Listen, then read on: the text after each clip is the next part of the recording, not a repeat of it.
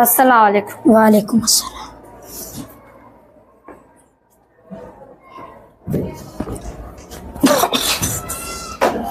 Baba, how are you? I am fine. What about you? I am also fine.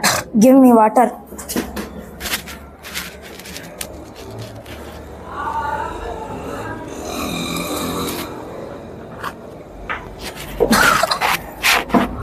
Where is your son? My son playing outside.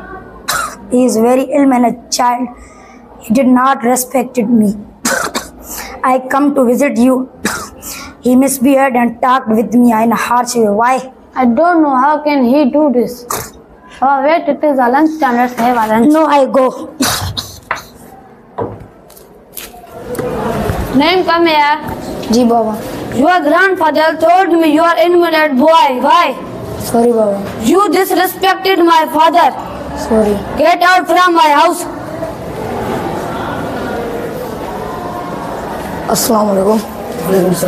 Yes, How are you? I am fine. What about you? I am upset Why?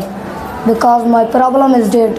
I am the only grandson of my grandparents.